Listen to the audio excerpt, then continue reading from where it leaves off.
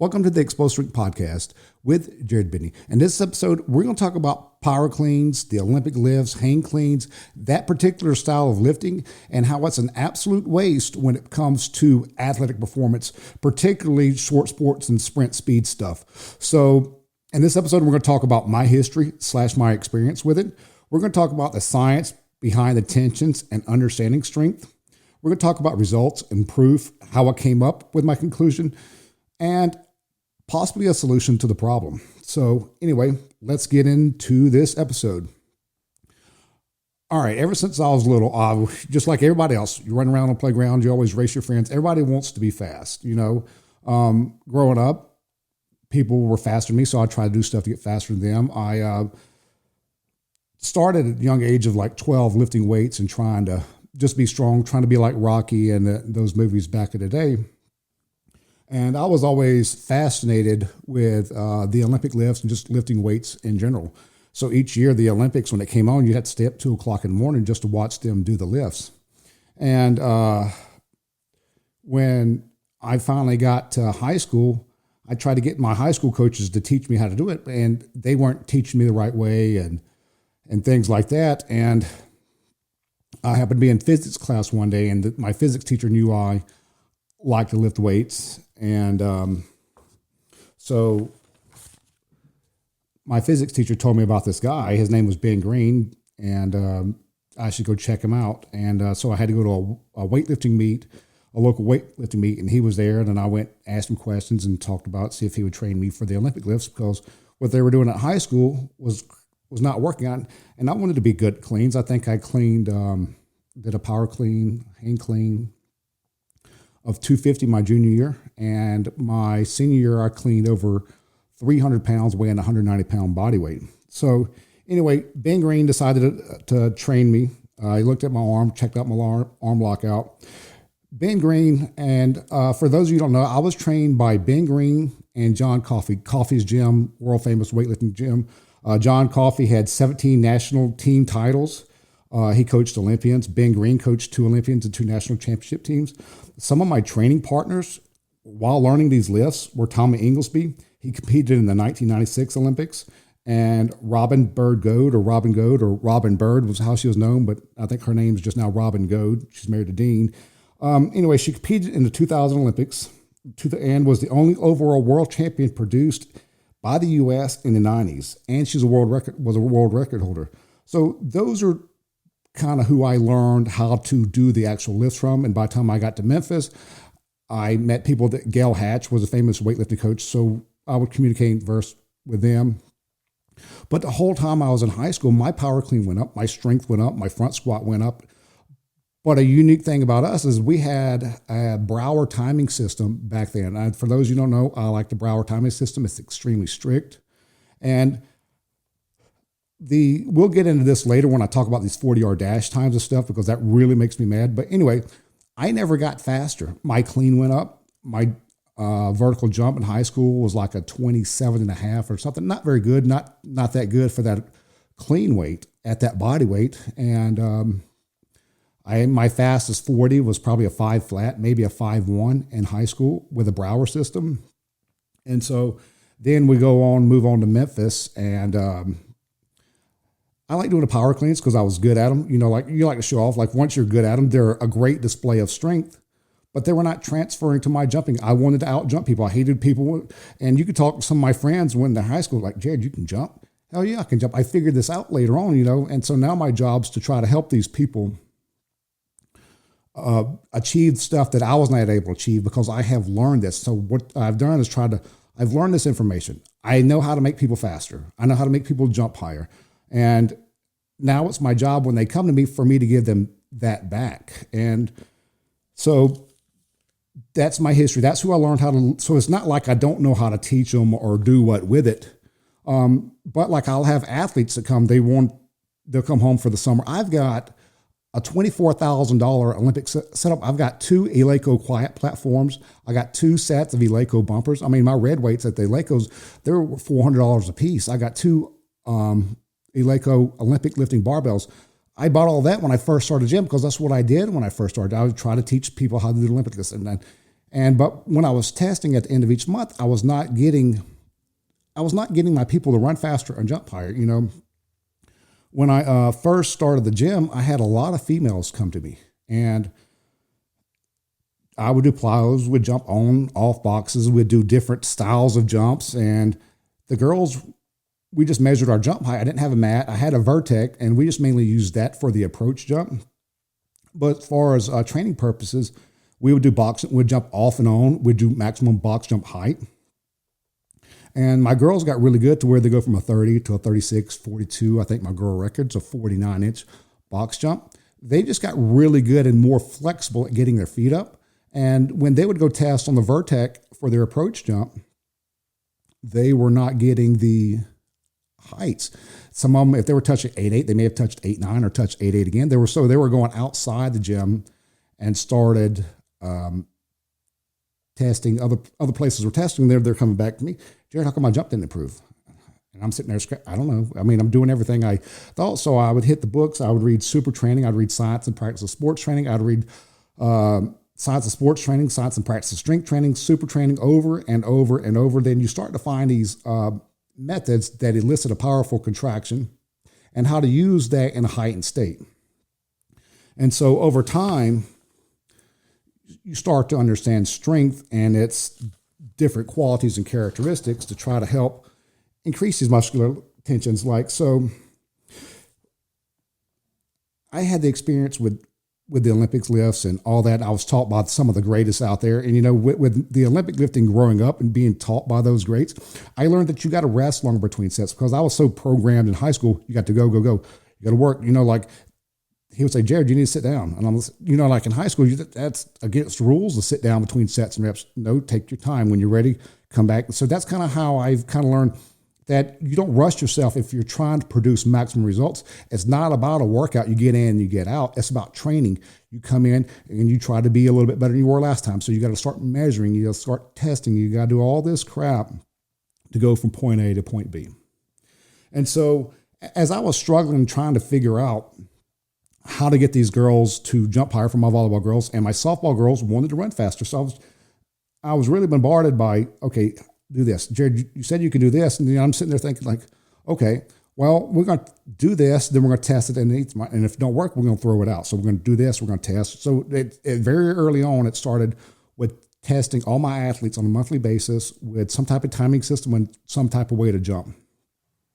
And so moving on from my history experience, we need to get behind the science of the tensions and understanding strength. So if you take your pen, I'm going to draw a bell curve, okay? And so at the left side, you got absolute fast and you got absolute slow on the right side. So what you want to do is come up a little bit on that curve, make a mark there. On the opposite side of the bell, at the same height, you want to make another mark. And at those marks, the left side is called speed, strength. So speed, strength. And on the right side, the opposite side is going to call strength, speed. And so you have to understand what speed, strength is. And so I brought my handy dandy computer because I took screenshots of excerpts and super training to try and explain to you what speed, strength is. Speed before strength. So speed, strength sharpens your rate of force development. So with strength, speed, strength becoming first, is your absolute strength. And those can be moved at different velocities. To gain strength, you need to lift. So I start all my people off brief maximum tension, 85% or higher. And we waive sets and reps in order to increase our strength over time. And we'll get into some of the results that I've got with my athletes. I've had an athlete in 5 months go from 185 pound bench to 315 pound bench. Another athlete go from 165 to 265. And I'm going to say all this because I get some people that send me research studies. Hey, look, this guy improved his vertical. This guy, I posted a power cleanser waist. Where are the jump numbers and speed numbers to justify doing the lifts? And everything blows up. So some guy sends me this study. Well, the study was 6 weeks long and they went up 2 centimeters. Holy cow, 6 weeks, 2 centimeters. Well, 2.54 centimeters or an inch. The guys didn't even barely move up an inch in a vertical jump after 6 weeks of training. Okay, well, you got 6 weeks here. What happens to the next 6 weeks? What happens to the next 6 weeks? At the gym, I'm measuring everybody every 4 weeks, the last week of every month. So we're going to go from a 185 bench to 210 to 250 to 275 to 290 to 315. That's continual monthly progress. And we're also tracking their jumps on a monthly basis. Some of my athletes are going up 2 inches per month on their jump. And so what you can see with that, as I get into some of these folders, is that it's just not happening 1 6-week study. And hey, I read this headline and I'm going to run with it. Do your athletes, are you testing the 40-yard dash on a monthly basis? Are you testing the vertical jump on a monthly basis? Are you actually being truthful to your athletes, showing them that, hey, look, you're improving in this. You're improving this. You know what? I can get my baseball players and softball players to increase 1 mile an hour per month on throwing speed. And we're getting these speed numbers. We're improving our 40 on average a tenth of a second for most of my athletes per month after month, 6, 7 months down the road. It's just not what I think or something. I'm actually sitting there and going over this and testing all this stuff on a monthly basis. I know I just got on a little rant like I normally do when people say, but let's get back to the bell curve. Okay. Speed, strength, and strength, speed again. Okay. So if you look up super training and you read what it is, okay, speed, strength characterizes the ability to execute a movement against a relatively small external resistance. Okay. That's part of it in page 106, super training. And then if you read, this is kind of interesting too, because it's going to get into the velocities and stuff. It should be noted that athletes used weights for the exercise in the first stage of training, and plyometric and depth jumps were used in the second stage. So part of study, I hate studies because, they're not really long lasting. What they did, athletes used weights at speed strength percentages, not speed strength velocities. I know they're starting to become more velocity based stuff training out there. And so the velocities that they recommend for you to move a speed strength are the velocities that are too low. I think 1.3 meters per second or less. That may be for a power clean or something like that, but it's not the percent that you would want to. So like, for instance, if you used the speed strength results that were done in super training and were a lot of history for more of the athletic side of stuff instead of the Olympic lifting side of stuff, you may want to develop those velocities with that weight if you're trying to recreate that result. Because if you use speed strength velocities in super training and you apply them to the Olympic lifts, so if you had a 300-pound power clean, you'd be using 90 pounds or less for speed strength according to super training, but that 90 pounds or less is too light. So that's when you get into the different tensions. You'll hear people say, hey, the power clean's too heavy to create strength. I mean, not too heavy. The bar moves too fast to create strength. Yes, because to create strength, you're going to have 0.5 meters per second or lower velocities. You're going to have to be moving 85%. Plus, you're not going to move 85% at a 0.6 or 85%. You usually move at about 80%. You may get a 6.3, 85%. You can be at like a 5.3 or somewhere around there, depending on your rate of force of or your rate coding. So what we're trying to do is understand what speed, strength, and the external resistances are. So if you look at and you really want to go with the power clean, it moves too fast to create strength. Yes. And the bar is too heavy to create speed. Yes, because if you're looking at the true speed, strength, and strength speed results in super training, if you did a 300 power clean, you'd be working with 90 pounds or less according to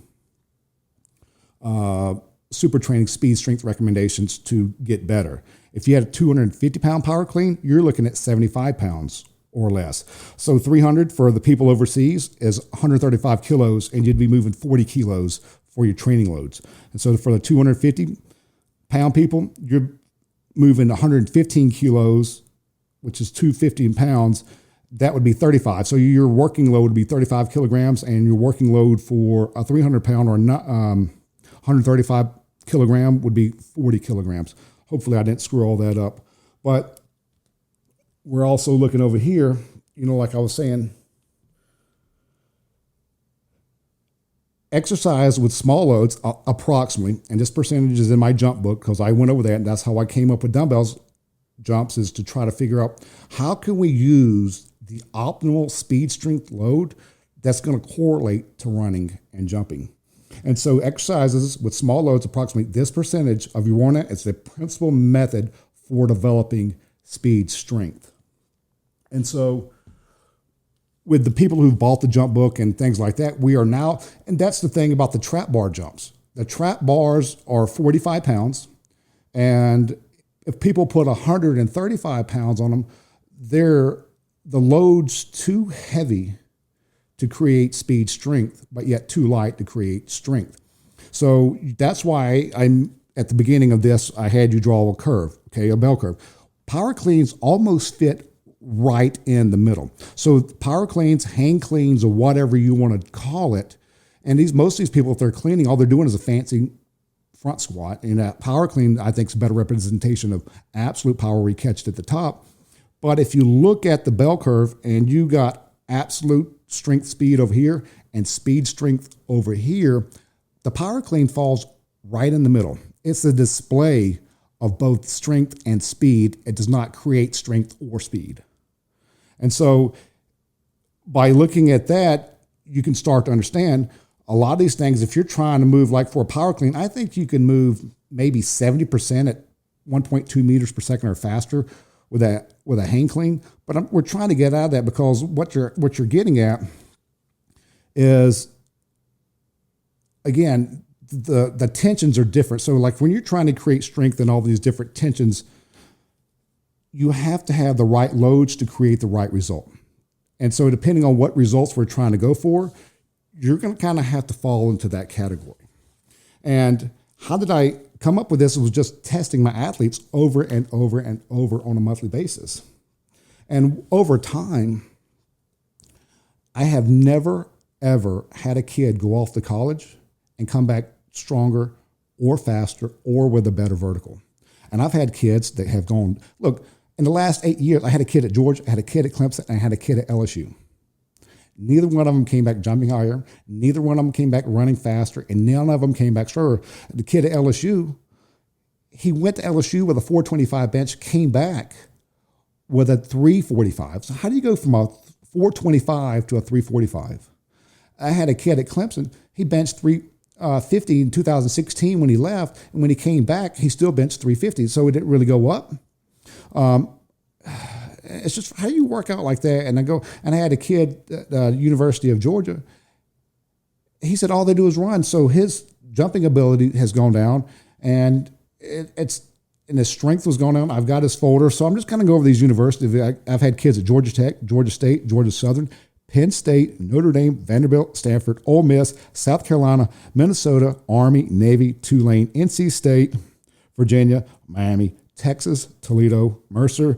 I mean, I just try to name some of the biggest things. And a thing about me is most of these universities, if not all of them, are very big in the Olympic lifts. Hey, we need to do this. Hey, we're an Olympic lifting community. Okay, well, what are you getting out of it? Because I'm sending these kids off to college like a Porsche, and they're sending me back with a damn Prius. So why are these strength conditioning coaches not strength and conditioning these athletes? They may be conditioning the athletes, but hell, they forgot how to strength train. They may strength train themselves, and they're not very good if they can't display or teach that strength for someone else. Like for my kids, they're coming to the gym. If they're coming 3 days a week, if they're benching 3 days a week, they're averaging 15 pounds per month on their bench press on a monthly continuum. So let's get into some of this stuff. And a lot of stuff, and how I know about these college kids is, I was sitting here thinking when I was going to do this podcast, you know what happened in 2020? All these college kids got sent home during COVID, about mid-March. Well, mid-March for a college strength conditioning program, you should be at the peak. You should be at the height of your training. So everything that you've been doing should be showing itself. And if you're doing right. But a lot of these, don't know these athletes getting tested on the 40-yard. They're wanting to sprint. They're using stupid catapult things, which is maximizing top end running speed. Well, a linebacker does not need max velocity. He needs the ability to accelerate. And so does the lineman. And so they're trying to maybe test this on the DBs and wide receivers, which is fine because they need a little bit more of that. But if you go back and look at some of my other episodes, it's the closer you are to the ball, the more strength power you need. And you need to look at what speed really is. And so we're going to go over these numbers. These are the kids right here. I'm about to call out. I'm not going to call out their name. I'm probably going to I don't know if I'm even going to call out, I'm going to call out the school. Just so you realize that these are high-end institutions and they're not doing justice to these athletes. Okay, these strength coaches may not even be at these universities anymore. So anyway, these kids came home, and the first thing I did is I tested them because I have tried to tell people over and over, they don't come back stronger, they don't come back faster. Okay, so this kid, he left running a 4.86 and a 4.89 40. He came back to me running a 5.10 and a 5.09. So from a 4.89 or 8.6 to a 5.09, it might as well be a 5.1. He ran a 5.10 and a 5.09. His vertical jump went from a 38.4 to a 35.6. And that was a Georgia Tech kid. Clemson kid. He left running a 4.72 and a 4.74. He left with a 38-inch vertical, and he came back with a 33.9-inch vertical. And his 40 from that 4.74, 4.72, he came back running a 4.90 and a 4.91. Had another kid at Kennesaw State. He left running a 4.93 and a 4.95. He came back running a 5.17 and a 5.13. Again, slower. He went from a 33.1 to a 29.5 vertical. Had a kid at Georgia, another kid. He ran a 4.97. When he came back, he ran a 5.23. I don't have his vertical recorded. Another kid, Georgia State. He left running a 4.75 and a 4.76. He came back running a 5.01 and a 5.03. So this kid, how in the hell do you go from running a 4.7 to a 5.0? He left with a 38.4-inch vertical, came back with a 35.1. Another Georgia State guy. He left running a 4.73 and a 4.71, came back running a 4.99 and a 4.97. Had a kid at Penn State. He left running a 4.73 and a 4.74, came back running a 4.93 and a 4.91. Had another kid, I didn't mark the university down. He left running a 4.71, came back running a 4.97. He left with a 40-inch vertical, came back with a 37.8-inch vertical. Had a kid at Navy. He left running a 4.81 and a 4.83. He came back running a 4.97 and a 4.98. He left with a 41.3-inch vertical, came back with a 36.8-inch vertical. Another kid. He left running a 4.71 and a 4.70 40-yard dash, and he came back running a 4.96 and a 4.99. What the hell are they doing? He left with a 34-inch vertical, and he came back with a 31.7-inch vertical. So the kid at Navy, he went from running a 4.81 to a 4.83 to a 4.97 to 4.98. Did not drop off that much, but the kicker with him is he had a 30-pound weight loss. He lost 30 pounds and still lost a tenth of a second off his 40-yard dash, and he was down 4.5 inches on his vertical. How in the world is this happening to higher-end athletes at these higher institutions? Another kid, he left running a 4.71, 4.73, came back running a 4.93, 4.92, left with a 41.2-inch vertical, came back with a 38.7-inch vertical. Had this girl, she went to Minnesota, play softball. She almost broke the vertical jump record as an incoming freshman day one. As the semester went on, her vertical decreased. And the the coaches were trying to change her jump technique. It was not her technique. She already knew how to jump. She'd been jumping for years. So they were trying to, like all these little stupid technique Nazis out there. Hey, you need to change your form. You need to do this. You need to do that. No, how about you need to learn how to freaking change the way you train people and test what you're doing. You got these stupid people out there with these force plates. They're giving them a butt ton of numbers. But the only thing that really matters is actual jump height and rate of force development. You don't need all this other stuff. All you're doing is getting confused and trying to make yourself feel good for not training these athletes like they should be. Like how are these people getting that much weaker? These plyos and these stuffs that these universities are doing is not working because they're doing a disjustice to these athletes by having these Olympic lifting programs, and they're coming back weaker and freaking slower. This one kid, even this was in high school.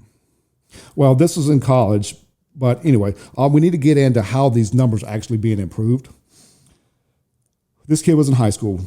I got him. I should have brought the entire freaking folder home, and I did not. Anyway, I had taken him from a 5'6" range, 5'5" range, all the way down to a 5'1". We don't run. We don't jump. We don't do all this fancy make these athletes feel good. We work, we grind as straight up horsepower. We don't work on running technique. We get online, we start, we see if the actual training's actually transferring. We're trying to make these athletes faster at the 40, not better, not technically better. Because when you're in football, when you're in baseball, you're trying to run on a fly ball, you're trying to steal a base, you don't have time for perfect technique. It's all horsepower to go from point A to point B. So there's a facility around me that does a hell of a job, really good job of coaching and teaching the power cleans. And they work on sprint and running mechanics. They do all this stuff that you would think, like everybody else out there, makes them run faster. Anyway, this kid left me and went to this place for a complete year.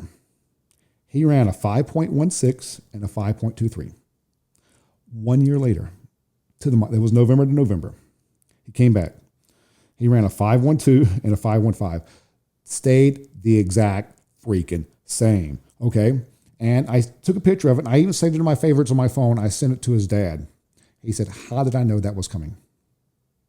And so I've even done podcasts. So I've got that kid on a 5.1, and we were talking about box squatting and jumps and whatnot. So that's the same kid, 5'1", 5 flat, 4'9", 4'8", 4'7". He's the one that box squatted, if you've listened to my other podcast episode. And he's the one that sprinted faster, where his other buddy did not want to box squat, refused to it, and his actually ended up running a 5'2" because of the way they were doing that. But anyway, after that 5'1", and if you hear me talking about the story, I got that kid, I got the numbers.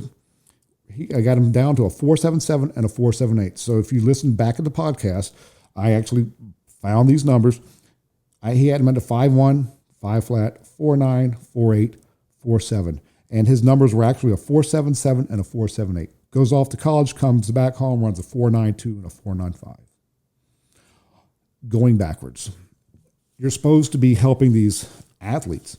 I had a kid come back this week, another high-end institution, university, left with a 38.9, came back with a 34.8.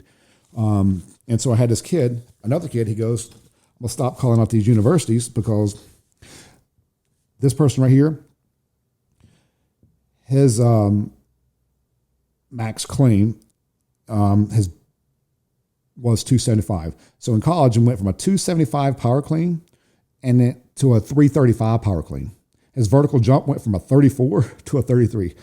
How the hell does your power clean go up that much and your vertical jump still down? So you're telling me that these power cleans are making you powerful? No, they may be a display of strength, but this display of strength is not transferring to this athletic performance, because if you go back and listen to the beginning of the episode, I talk about speed, strength, and strength, speed. And so with the power clean, the bar moves too fast to create strength, and it moves too slow to create your optimal speed, strength results, especially when it comes to sprinting and jumping. And so I had another kid, after I posted that first tweet, he said, Jared, we do power cleans, hang cleans. We do different variations of snatches. He said, we'll even contrast cleans and squats with jumps over hurdles, single leg jumps. We do all this stuff. He said, and last year at Explosive, I'm 4 inches down from last year at explosive because when they test their stuff, he's down 4 inches. And so it's kind of crazy. These people, I'm sending them off, and they're not getting any better. And these people are just, that's why I'm so against the power cleans, because they're not transferring to sprint and jump results. If they want to transfer something else, a kid the other day at the gym said, and I had some kids, being that I've got the equipment, I got the Eleiko, I got good stuff, and I've got Tendo units. And so I had a kid, he said, Jared, you know what I like about you, I respect about you, is that you're not afraid to try something. No, I'm not. And if you listen to this podcast and you think, I want to hear your results, you know, where are your speed improvements on a monthly basis? Where are your jump improvements on a monthly basis? Not just, hey, my power clean up. Hell, my power clean went from 250 to 300 and I still ran the same thing. I didn't jump any higher. And by the time I got to Memphis, I was repping 315 on hang cleans, and I still ran the same damn speed. What's giving? Power cleans are not powerful, are they? You know, if you want to display strength in a different manner, a lot of these kids, when they're doing a hang clean, power clean, or whatever kind of clean, they're not coming to full hip extension. When you're jumping with dumbbells, you're jumping at optimal speed, strength loads, and getting full hip extension. You're getting a much more dynamic effort. And when you're leaving the ground with the dumbbells, you know, if you're trying to increase speed, strength with cleans, your velocity is 1.2 meters around that range. But when you're jumping with loads, like when I hook these kids up to a Tendo unit, for people that need to know this speed behind the method, I had kids that, like, I jumped to 34-inch vertical. His leaving the ground speed with 35 pounds in each hand was 1.64 meters per second, 1.68 meters per second. And so this kid, he was jumping with 40s. He left at 1.67 meters per second. And I had to skew it after a while because some of these kids were all over the place. Some of them were getting 1.4, 1.77, 1.67, 1.70, 1.73, 1.65, 1.87, 1.64 with 40s, 1.65, 1.66, 1.68. And so then all of a sudden you got a kid that jumps at a 148 and a 1.1 and a 1.43. So when they got that lower, I said, what's happening is the string of the Tendo unit is going down so fast, so you got some lag in it, which was screwing results. So these 1.59s, 1.60s, 1.67s, 1.73s, all those numbers are going down, pause, then jump. So that lets you know that we're at an optimal, we are moving, if you're jumping, you're moving faster than you are cleaning. So jumping with dumbbells is more dynamic than cleaning, and we're using the optimal speed, strength loads. If you just jump without weight, it'd be like you have to, jumping and running are correlated. So there's graphs out there that show the people who are running 4.4s and whatnot, they're in their 40s. If you're running in the 5s, you're low 30s, maybe 20s as far as vertical. So vertical jump and running are correlated. So if I can get my athletes to squat on the strength speed spectrum and increase that strength, then if I get them to do dumbbell jumps on the speed, strength spectrum at the right thing, we don't even have to run during the month to get a 1/10 of a second off our 40 per month. And so let me see if I got this one kid's folder. Okay. Yes, right here. Okay. This kid started off at a 5.28 and a 5.29 40-yard dash in November. He weighed 177 pounds. And this is what I'm going to get to all these little research people that want to throw shade, is this kid weighed 177 pounds, ran a 5.28 and a 5.29. So that was at the end of November. At the end of December, he ran a 5.16 and a 5.19.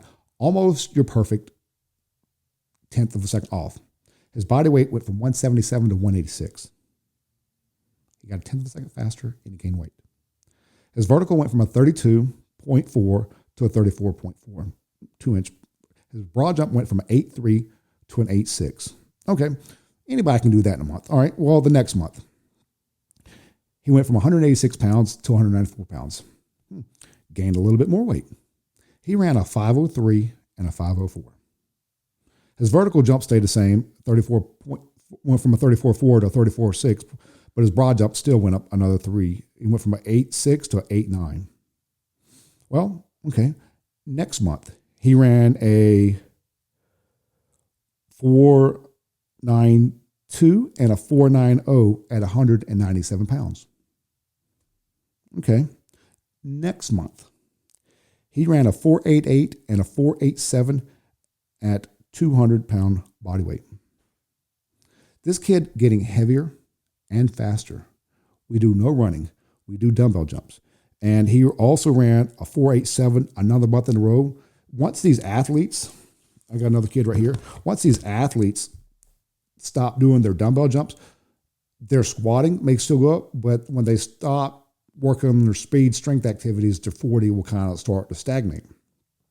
Had this other kid, he ran a 5.5. I don't have his body weight tracked over time. He ran a 5.52 and a 5.58. This is a 13-year-old. Then he ran a 5.47, then a 5.45, then a 5.25. So he had a bad month this next month. He ran a 5.3. Then the next month he ran another 5.2. And so what you'll see over time is let's go over the vertical. The vertical went from a 30, 32, 36, 38. And that bad month where it stayed the same or went backwards, his vertical jump also decreased, but he's gone on vacation and had some other track-like things going on right there. This kid, 4.73 40-yard dash. Body weight stayed the same the whole time. Anyway, this kid was 220 to 225 pound range. 4.73, 4.64, 4.57 at 220 pounds. So you're taking a kid from a 4.7, 4.6 to a 4.5. This kid right here, he plays in the league. His 40-yard dash went 4.82, 4.77, 4.66, 4.59. So we're continuing, and we went from 38 to a 41.6 vertical. Now this kid, I got him for an example because his dad wouldn't listen to me, wanted to do this track stuff. This kid's neighbor was Christian Coleman, a famous track star. Dad would not listen. I said, you have to get stronger. You have to increase your strength, and you have to work on your rate of force development. You have to work on, for those of you, maximum effort, dynamic effort method. Well, if you want to tie those names, you can do speed, strength, and strength speed because they're different percentages of an absolute. And this kid in 2020 came in, tested 1 month in 2020. Did not come back. This was December of 2020. It did not come back to me until March 25th of 2022. He left with a body weight of 186 pounds. He came back with a body weight of 179 pounds. Well, he went from a 4.83 to a 4.85 to a 4.87 and a 4.89. He was lost almost 10 pounds and still ran roughly the same thing 2 years later. I mean, just don't make any sense to me. This other kid goes to one of those universities I mentioned earlier. He left me doing 295 for sets of 3 on bench, and I had him come back, and his bench, I had him do 255, 4 sets of 4. His reps went 4, 4, 4, 3. So he left me doing 295 for sets of 3. He even had over here 295. I had him do 4 sets of 5. He got 4, 3, 3, 2. So at 295, he got sets of 4, comes back. Now he missed 255 for 3. And so that's frustrating for me. This kid, let's see, when he was coming, his 40-yard dash was a 5.01 and a 5.04. Then he ran a 4.95, 4.96. We skipped the 4.8s. He ran a 4.78 and a 4.79. Went from 196 pounds to 203 pounds. So went from running a 5.01 and a 5.04 to running a 4.78 and a 4.79, and we gained 7 pounds. He went from a 32.2 to a 39.2 inch vertical. So as you see, as these verticals spike, these kids are actually getting faster on a monthly basis. I don't know why this kid over time. This kid right here is a baseball player. He started off running a 5 flat. Did not care about it. But if you see this, he's got a lot of jump stickers over here where he monitored his jump. He started off at a 30.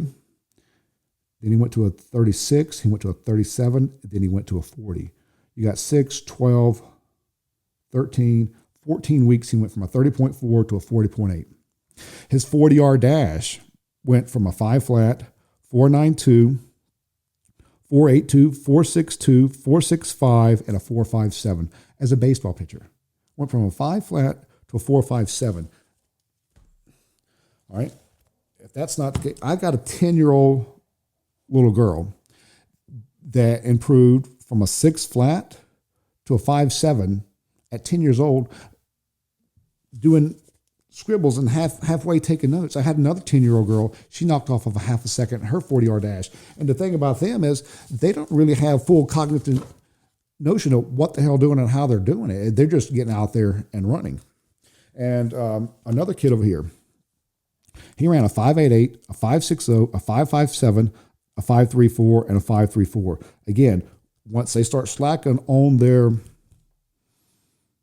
jumps, their 40s start to stall. He went from 182 pounds to 194 pounds. So we went from a 5.8 to a 5.3, a half second, and we gained 12 pounds. He went from a 165 bench 1 month to 180 to 220 to 235 to 250 to 265. From November to April, went from 165 to 265 bench. That's increasing in strength. I just told you on a monthly basis, he went from, let's go again. Starting bench max, 165. Next month, 180. Next month, 220. Next month, 235. Next month, 250. Next month, 265. Why are they not doing that? Why are people not doing that? Why are these people not increasing strength at rapid rates like that? So it's like when the kid said, Jared, I respect what you do because you let us power clean. I let you power clean for 2 months. I can increase strength. We got that covered. If you watch my Instagram and all that stuff, you know I can increase strength at rapid rates in athletes. I can do the same thing with power cleans. But the kid said, Jared, you're not scared to experiment. I said, no, I'm trying to prove to you that these power cleans are worthless. We took his power clean from 225 to 275, and his running or jumping did not get better, while the whole time his friends are doing the dumbbell jumps and squatting the right way, while he was also squatting the same way that the other kids were. The only difference was instead of him doing the dumbbell jumps, he elected to do the power cleans and had another buddy do the same thing. And I tried to tell him, because there's this power clean stuff is so pushed down people's throats that they're not testing, so they don't understand. They can see that they're cleaning more, but I went from a 250 to 300 pound power clean, and my running and jumping didn't getting better. I got these kids that did the same thing. I let them experiment. Guess what? You think they're power cleaning now? Heck no. And sometimes when you get people out there in the power clean world, they're just cleaning and getting stronger, and you can see that they've got a greater display of it. But just because you can clean more, where's your jumping and running ability? You know, you're training athletes, right? If you're training them to go in the Olympics, that's fine. But I also need to say something about this, these 40-yard dashes that I've been seeing on Instagram. They're 100% horseshit. I had a kid, I saw this the other day. A kid ran a 2.4 20-yard dash. With a Brower timing system, that's not possible. And there's no way a high school kid runs a 2.4. So that timing system is messed up, and that's misleading to people. We got to have some type of universal timing system. Like I time with the Brower. It starts with your hand. I'm going to do a podcast or a YouTube video or put it somewhere to show you how sensitive it is with the start. At the NFL Combine, it's hand started with the lasers with the Cybex system. And so when I saw a kid use the Brower timing system, they posted that he ran a 4.34 40-yard dash. I said, horseshit, there's no way, that's impossible. And so I looked at it. He had his foot on the start. So if you're starting with your foot on the box and you take a step and you're stepping out of yard, you're already 3 feet or more head start. So you've got a head start, and I'll test some people at the gym. But the kid running a 2.4, so I don't have it in front of me, or if I could pull it up on YouTube, when Dorsey ran his 40-yard dash at a 4.57, and when Jack ran his 4.57 at the gym, they were running roughly I think, a 2.6 20-yard dash. And so there's no way that someone that young is going to be running that fast, at a 2.4. That Xavier ran a 4.22 or 4.21 or whatever at NFL Combine. He ran a 2.45 at the NFL Combine. Okay, that's NFL Combine, that's that. But that sideback system, I'm going to buy one just so I can see how strict it is as far as where the brower is, So I'm looking up right now to see if I can find this short on Dorsey running this thing right here. I hope it's not too loud. Yep. So Dorsey's about to run his 40-yard dash. His 10-yard was a 1.61, 2.67 20, and a 4.57 40-yard dash. His back half was 1.90. So from 20 to 40, he ran a 1.90. I had it at one time. Do I have this book over here? I may have it in here if I can find it. I got to get rolling. My day's got to get started. Where I had talked about, I can't find it on the fly. That was not prepared to talk about that. So anyway,